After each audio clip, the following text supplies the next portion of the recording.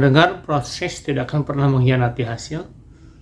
Ya, sering kita dengarkan di berbagai macam tempat ya, dari mulai institusi pendidikan sampai di ceramah-ceramah gitu, dari motivator mungkin, dari beberapa orang yang mungkin saat dia berbicara memotivasi kita bahwa proses itu tidak akan mengkhianati hasil.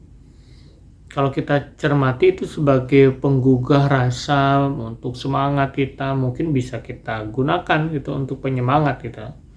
Tapi ada orang yang mendalami itu, merasakannya betul-betul dijalani gitu dengan penuh semangat gitu, dengan penuh keyakinan.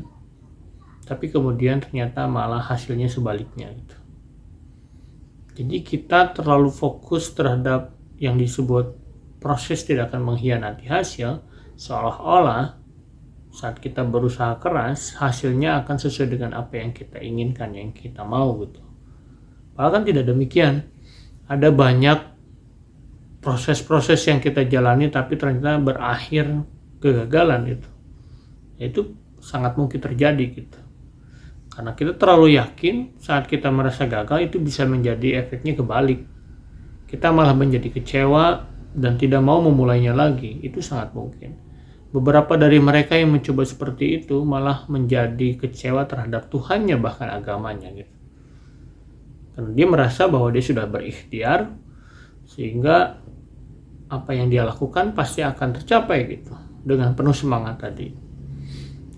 Padahal saat kita berproses, kegagalan itu mungkin terjadi. Bahkan Tuhan bisa saja mengajari kita terhadap kegagalan tersebut.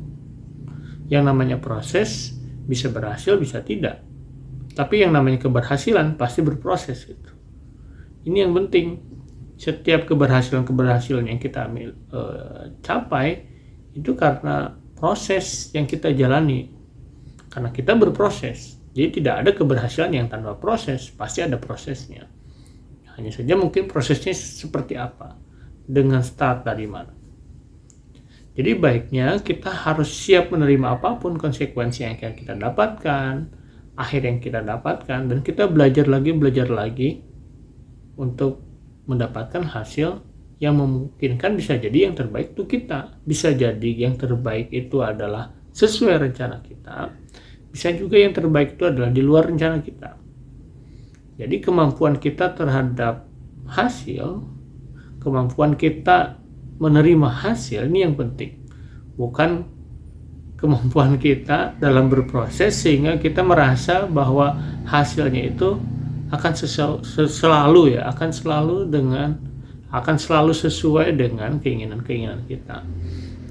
Jadi saat ini kita perlu rasional bahwa setiap hasil itu bisa jadi beda dengan rencana kita.